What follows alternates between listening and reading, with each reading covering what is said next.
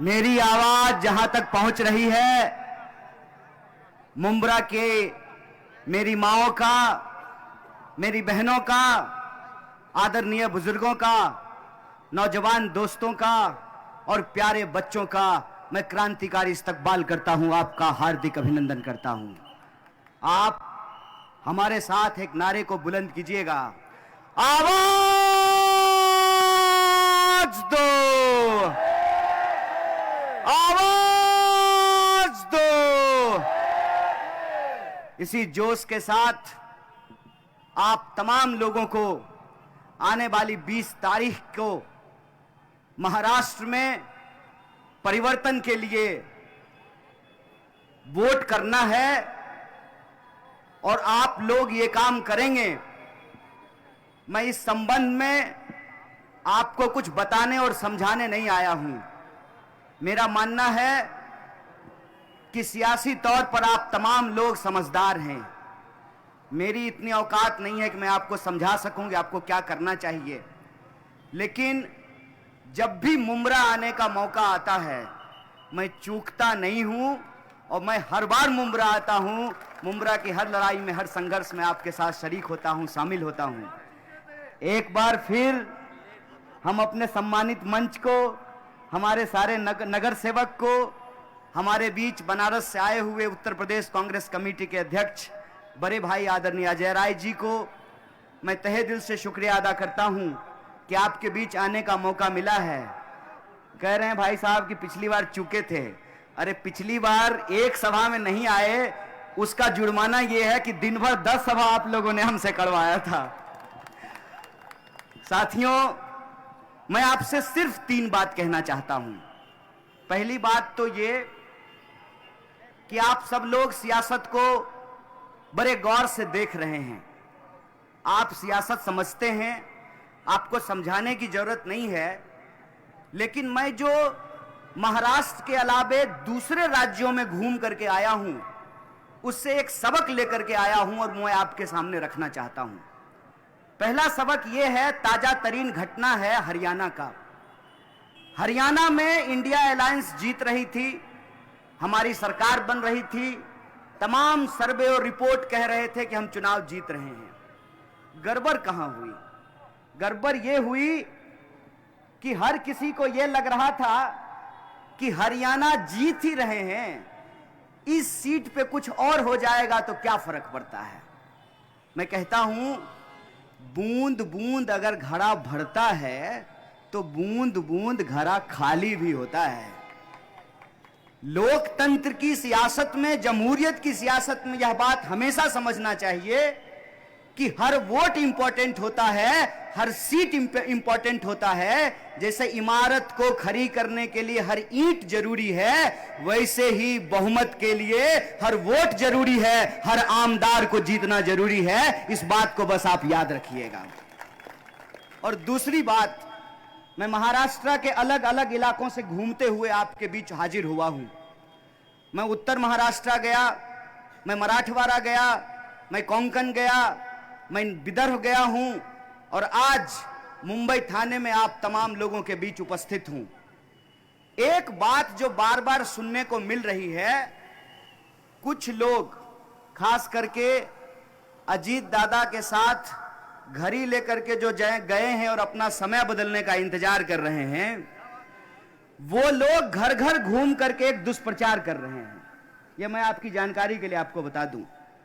वो ये दुष्प्रचार कर रहे हैं कि हमको वोट दे दीजिए। खास करके जो भाजपा विरोधी वोट है महाराष्ट्र के भीतर, उनके पास जा रहे हैं और कह रहे हैं कि आप हमको वोट दे दीजिए, क्या पता 23 तारीख को हम भी पलट जाएं। मैं एक बात आपको कहता हूं, निश्चित को छोड़ करके अनिश्चित की ओर जाने से निश्चित भी अनिश्चित हो जाता है। और इस बार महाराष्ट्र ने यह अग्नि परीक्षा देख ली है। हम कहते हैं कि आप जिसको इस्तेमाल कर चुके हैं, आपको उस पर विश्वास करना चाहिए, और जो इस्तेमाल हो चुके हैं उसको आपको पहचानना चाहिए। मैं बिहार से आता हूं, जो जितनी आसानी से आने की बात कर रहा है, वो उतनी आसानी से जा भी सकता है। बस इस बात को आप याद रखिएगा। सोना खड़ा है कि नहीं खड़ा है, इसका पता आग से चलता है, इसका पता ताप से चलता है। कहते हैं ना, वह पथ क्या पथिक कुशलता क्या, जिस पथ में बिखरे सूल न हो, नाविक की धैर्य परीक्षा क्या, जब धाराएं प्रतिकूल न हो। जब महाराष्ट्र के साथ खड़ा होने की बात आई, जब अपना ईमान बचाने का बात आया, तो कौन लोग महाराष्ट्र के साथ खड़े रहे और कौन अदानी के पास जाकर के अपना ईमान बेच दिए, उसको पहचानने का यह वक्त है। इस बात को आप याद रखिएगा। मैं आ रहा था, जिधर आप मुंह घुमाइए उधर महायुक्ति का बड़ा बड़ा पोस्टर लगा हुआ था। तो हम देखे कि उसमें पहचानने का कोशिश कर रहे थे। एक चेहरे पे कई चेहरे लगा लेते हैं लोग, बहुत सारे चेहरे थे उस पर। मेरे मन में एक सीधा सवाल आया कि इतना चेहरा लगाने का क्या जरूरत है, खाली अदानी जी का फोटो लगा दीजिए, बाकी सब तो उनकी ही चौकीदारी कर रहा है। आप बताइए कि महाराष्ट्र के लोग ये तय करेंगे कि महाराष्ट्र में किसकी सरकार बनेगी ना, कि दिल्ली में कोई व्यापारी बैठ करके तय करेगा कि महाराष्ट्र में किसकी सरकार बनेगी। डॉक्टर बाबा साहब भीमराव अंबेडकर ने, महात्मा गांधी ने, पंडित जवाहरलाल नेहरू ने, सरदार पटेल ने, मौलाना अबुल कलाम आजाद ने, इन लोगों ने एक संविधान दिया है हमको, जिस संविधान के तहत यह तय किया गया है कि रानी के कोख से राजा नहीं पैदा होगा, जनता का सेवक जनता के वोट से चुना जाएगा। आप हमको बताइए कि जनता के वोट के साथ गद्दारी किसने की। इसीलिए मैं कहता हूं, जो 50-50 करोड़ लेकर के अपना ईमान बेच दिए, वो आमदार नहीं गद्दार हैं। और आपको 20 तारीख को गद्दारों से मुकाबला करना है, गद्दारों से जवाब मांगना है। और ये समय बहुत विपरीत है। समय विपरीत इसलिए है कि असली और नकली का पहचान करना मुश्किल हो गया है। इसीलिए मैं आप सब लोगों से यह निवेदन करने के लिए आया हूं। बहुत मुश्किल नहीं है, अगर आप गौर से देखेंगे तो बहुत अच्छे तरीके से आप ये पहचान कर सकते हैं। यह लड़ाई सीधे तौर पे, सानू भाई ने कहा, यह लड़ाई सीधे तौर पर वो तरफ झूठ है, दूसरे तरफ सच्चा है। एक तरफ बुरा है, दूसरे तरफ अच्छा है। एक तरफ सच्चा है, पक्का है, दूसरी तरफ कच्चा है। अगर आप आंख खोल करके देखो तो यह बात देखी जा सकती है, समझी जा सकती है। देखना और समझना क्या है? देखना और समझना यह है कि इस देश के संविधान की प्रस्तावना में कौन भरोसा रखता है और कौन भरोसा नहीं रखता है। जो कहता है हम भारत के लोग भारत को एक प्रभुत्व संपन्न समाजवादी धर्मनिरपेक्ष लोकतांत्रिक गणराज्य बना करके रखना चाहते हैं, हम ऐसा देश बना करके रखना चाहते हैं कि इस देश में तिलक लगाने वाला और टोपी लगाने वाला बराबरी के एहसान के साथ अपना सर उठा करके जी सके, वो आपकी तरफ है, वो आपके हक के लिए संघर्ष कर रहा है। जो इधर उधर की बात करता है, जो इधर उधर की बात करता है, उसकी उस बात को समझने की जरूरत है। अभी मैंने डिप्टी सीएम साहब से पूछ लिया, डिप्टी सीएम जा रहे हैं और कह रहे हैं कि यह धर्म युद्ध है, धर्म बचाना जरूरी है। हम लोग अपने स्कूल में एक प्रार्थना गाया करते थे, इतनी शक्ति हमें देना दाता, मन का विश्वास कमजोर होना। हम शक्ति ईश्वर से मांगते हैं, हम धर्म से शक्ति लेते हैं। हम उतने बड़े नहीं हो गए हैं कि हम खुदा को शक्ति देने लगे, हम ईश्वर को शक्ति देने लगे। ईश्वर ताकतवर हैं, वो अपनी रक्षा स्वयं कर लेंगे। हमको अपनी रक्षा करने की जरूरत है। हमको अपना जल बचाना है, जमीन बचाना है, घर बचाना है, रोजी रोजगार बचाना है और धर्म ही बचाना है। तो हमने यही पूछ लिया कि धर्म बचाना अगर इतना जरूरी है तो बस इतना बता दीजिए साहब कि धर्म बचाने की इस लड़ाई में आपका बेटा बेटी भी हमारे साथ चलेगा ना। ऐसा तो नहीं होगा कि हम धर्म बचाएंगे और आपके बच्चे विदेश पढ़ने के लिए जाएंगे, ऐसा तो नहीं होगा ना। यही सवाल जब मैंने पूछ लिया तो फडणवीस साहब फूफा की तरह वीडियो चैनल पर रो रहे थे, हूं कर रहे थे। हमने कहा फूफा क्यों बन रहे हो यार, हमने क्या गलत पूछ दिया है? उन्होंने कहा कि हमारे परिवार पर हमला कर दिया। हमने कहा कैसे हमला कर दिया भैया? हमने तो इतना ही पूछा ना कि हम धर्म बचाएंगे और आपके घर के लोग रील बनाएंगे, हमने इतना ही पूछा। अगर रील बनाना खराब बात है तो मत बनाइए। अगर रील बनाना अच्छी बात है तो इसमें बुरा मानने वाली क्या बात है? और रील तो हर कोई बनाता है, आजकल तो हर कोई रील बना रहा है। आजकल तो रेल मंत्री भी रील ही बना रहे हैं, तो कई बार कंफ्यूज हो जाते हैं कि रेल मंत्री हैं कि रील मंत्री हैं। हमने कोई गलत बात तो की नहीं, तो ये हूं करके रोने लगे। हमने कहा रोइए मत, अभी आपका असली आंसू तो 23 तारीख को महाराष्ट्र के लोग निकालने वाले हैं। और ये आंसू वो इसलिए निकालने वाले हैं कि पिछले 5 साल आपने लोगों के आंखों में आंसू दिए हैं। यहां के लोगों का रोजी रोजगार छीना, लोगों के घर छीन रहे हैं, यहां की फैक्ट्रियां बाहर भेज रहे हैं, यहां का काम धंधा दूसरे राज्य में पहुंचा रहे हैं, और बेशर्मों की तरह एक व्यापारी के साथ बैठ करके महाराष्ट्र का सौदा कर रहे हैं। ऐ महाराष्ट्र के आम आवाम, मेरा आपसे निवेदन है कि इन गद्दारों से मुकाबला कीजिए, जमहूरियत की ताकत से, वोट की ताकत से मुकाबला कीजिए। और एक बात को याद रखिएगा, हमारे एक भाई ने कहा कि हम बाय चॉइस यहां हैं। बिल्कुल ठीक बात है, हम सब बाय चॉइस यहां हैं, बाय चांस यहां नहीं है, बाय चॉइस यहां पर हैं। और बाय चांस इसलिए नहीं है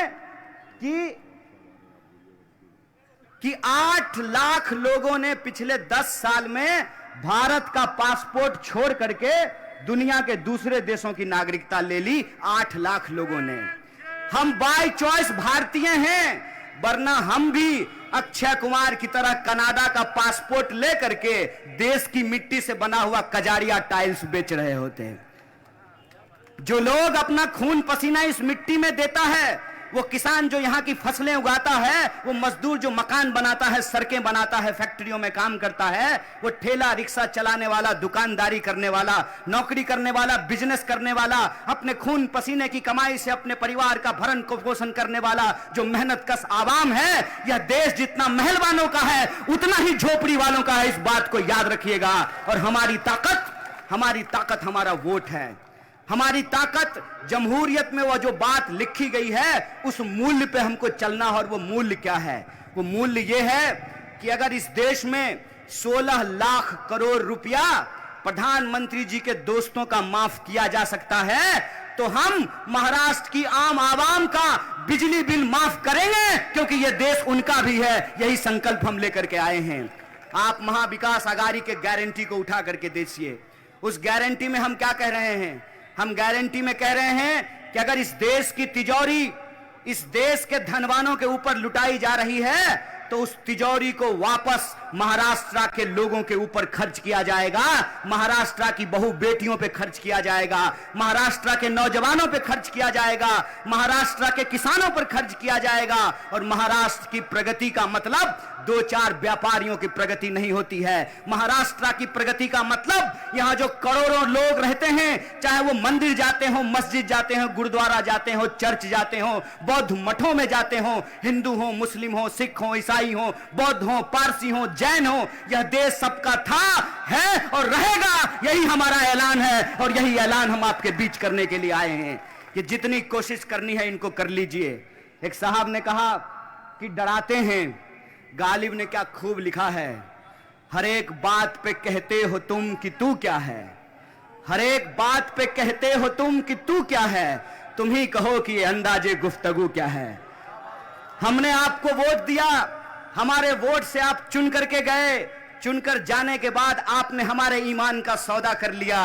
आज 5 साल बाद एक बार फिर आप जनता की अदालत में हैं और जमहूरियत में जनता ये तय करती है कि जिसको इज्जत से गद्दी पे बिठाया है उसको उसी बेइज्जती से कान पकड़ करके गद्दी से नीचे भी कर सकते हैं। और ये हमारी ताकत है।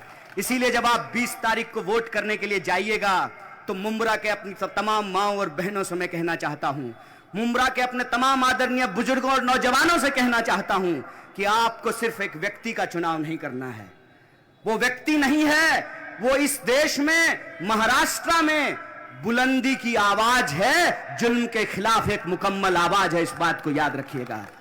जब मैं चुनाव लड़ता हूं, ये अपनी पूरी ताकत लगा देते हैं, पूरा का पूरा भाजपा, पूरा का पूरा आरएसएस, इनका खरीदा हुआ मीडिया, सोशल मीडिया पूरी ताकत लगा देते हैं चाहे कुछ भी हो जाए, साम दाम दंड भेद लगा करके ये कोशिश करते हैं कि मैं पार्लियामेंट ना जा सकूं। मैं कहता हूं अच्छा हुआ पार्लियामेंट नहीं गया तो इस देश की पूरी सड़कें हमारी है और सड़कों पर घूमकर हम इनके खिलाफ अपने नारे को बुलंद करते हैं। इसीलिए मुंब्रा के आप तमाम लोगों को मैं कहना चाहता हूं कि इनकी पूरी कोशिश है कि मुंब्रा में जितेंद्र अवार को हराया जाए। जितेंद्र अवार को हराने का क्या मतलब है?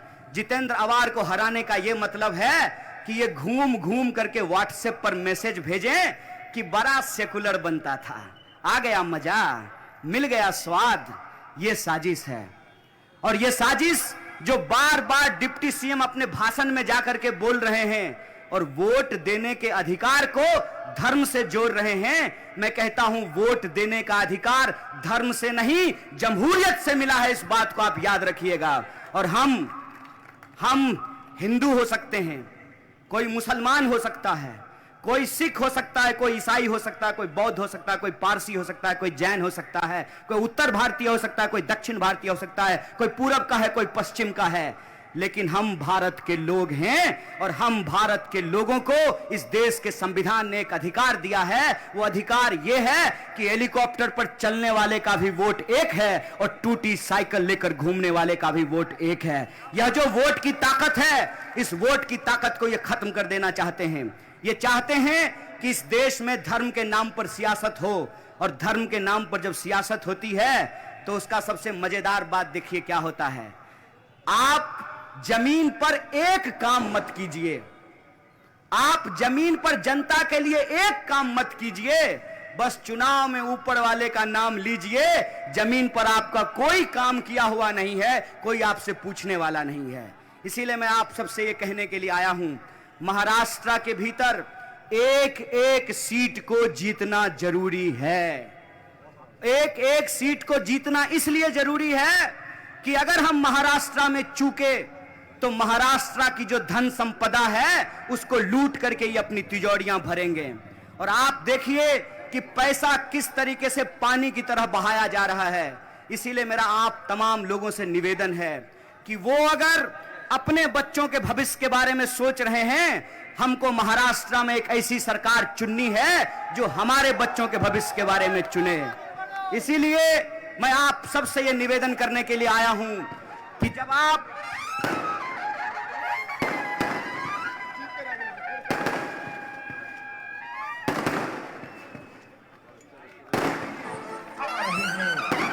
दिल में बसने वाले जितेंद्र आव्हाड साहस साहस साहस।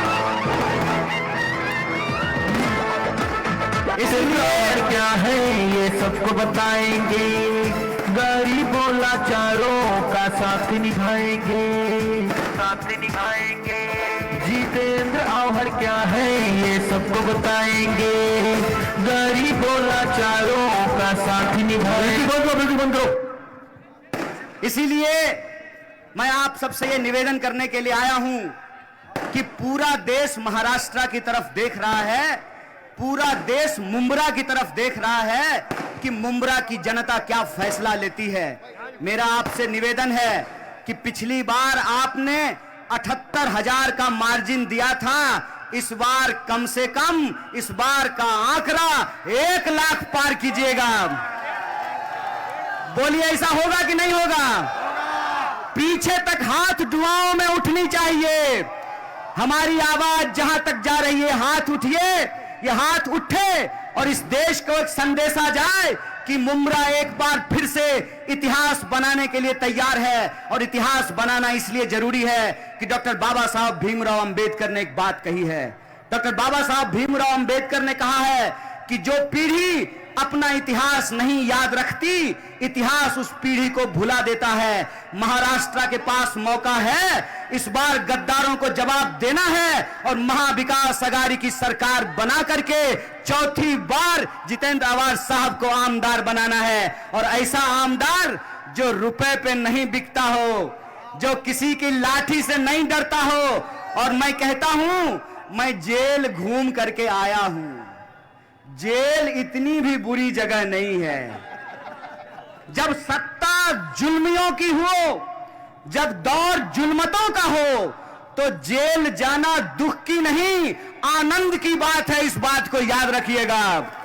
और जो आपको डरा रहे हैं उनसे मैं एक बात कहना चाहता हूं कि आपको जितनी कोशिश करनी है कर लीजिए।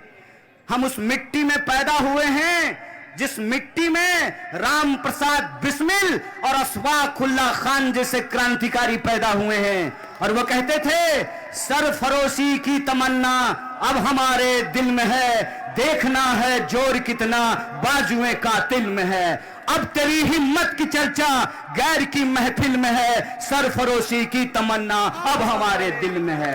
देखिए, आप हिम्मत से लड़ते हैं, इसीलिए आपकी घड़ी चोरी की गई है। मैं कहता हूं महाराष्ट्र का टाइम खराब किया है इन लोगों ने, इसीलिए वो जो घड़ी लेकर के गए हैं उसका कांटा रुक गया है, वो समय दिखाना बंद कर दिया है। इस बार उन गद्दारों में के कान में हम बाजा बजाएंगे, इस बार बाजा बजाएंगे। और अदानी जी को लगता है कि वो थाने लूट लेंगे, धारावी लूट लेंगे, सैन कोलीवारा लूट लेंगे, नवी मुंबई लूट लेंगे, तो ए ठग व्यापारी हो जाना समझदार। इस बार आई है महाविकास अघाड़ी मिलकर के तैयार, और इस बार परिवर्तन करेंगे, और ऐसा परिवर्तन करेंगे, इतनी बड़ी बहुमत लेकर के आएंगे कि जय शाह के पप्पा का सूटकेस नहीं काम देने वाला है। कितना कलाकार है, आकर के आज झारखंड में भाषण दे रहा था। भाषण देते हुए बोला कि हम झारखंड को एक नंबर बना देंगे। सुनो, 30 साल से सरकार चला रहे हो, पहले अपने यहां तो एक नंबर बन जाओ। ये एक नंबर बना देंगे, जनता के बीच में आकर के चुनाव के वक्त में कहते हैं एक नंबर बना देंगे, और जो ही चुनाव जीत जाते हैं तो सबसे पहले अपने बेटा को बीसीसीआई के अंदर एक नंबर पे बिठा देते हैं।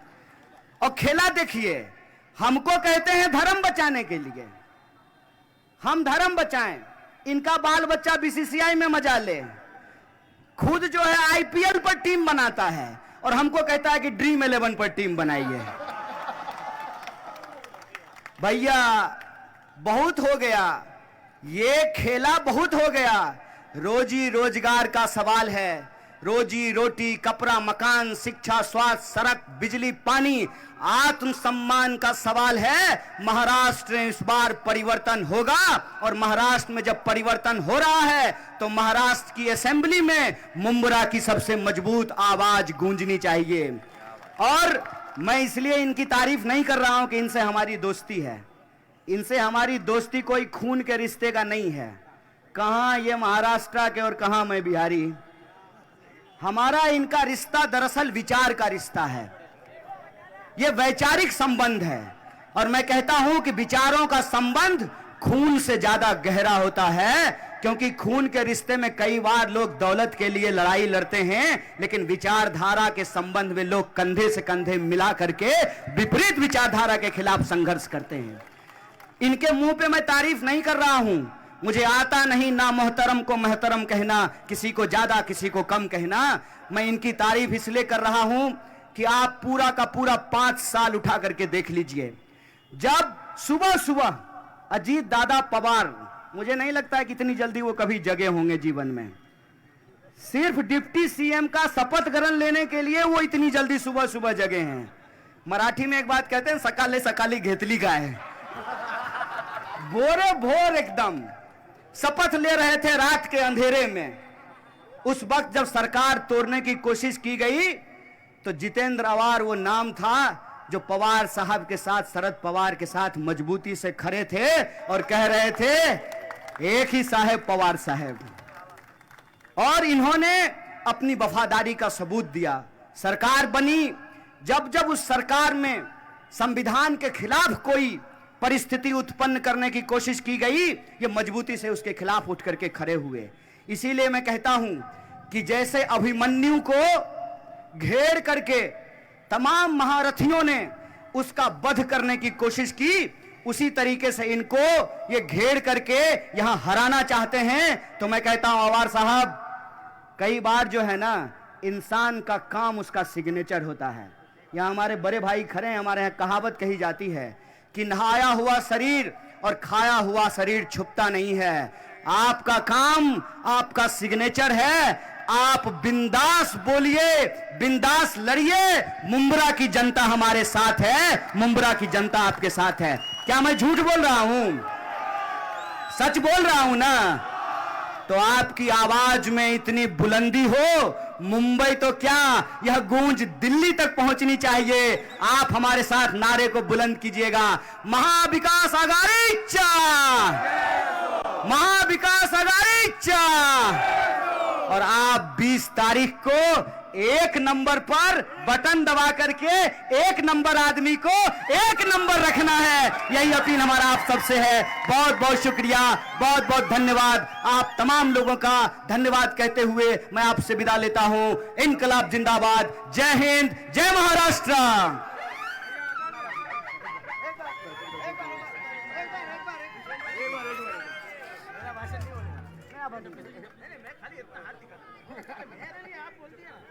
साथियों, आप हमारे साथ एक नारे को बुलंद कीजिएगा।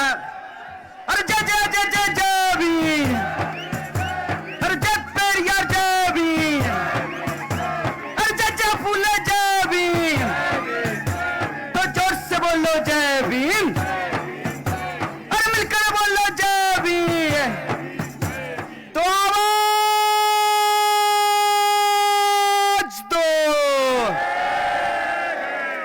इस नारे पे एक भी हाथ नीचे नहीं, आसमान में दुआ की तरह ऊपर उठना चाहिए। आवाज दो, लड़ेंगे, जुड़ेंगे, अरे जुड़ेंगे। बहुत बहुत शुक्रिया, बहुत बहुत धन्यवाद।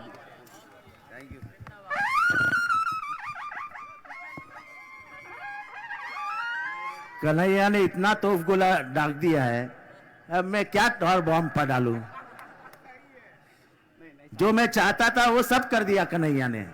इसलिए हमारी दोस्ती है विचारों की, और इसलिए मैं मुंब्रा में हर बार कहता हूं ये विचारधारा की लड़ाई है। सब बदल सकता है, रास्ता बदल सकता है, पानी बदल सकता है, लाइट बदल सकता है, लेकिन जिस दिन विचारधारा बदल गई, ना ये देश रहेगा, ना तुम रहोगे, ना हम। तो इसलिए विचारधारा की लड़ाई में हमको एमवीए का साथ देना है, इंडिया अलायंस का साथ देना है। और इस बार 20 तारीख को बड़े से बड़े बहुमत से महाविकास आघाड़ी को सत्ते पे लाना है, सत्ता दिलानी है। और ये चोरों की, कॉन्ट्रैक्टरों की, गद्दारों की सरकार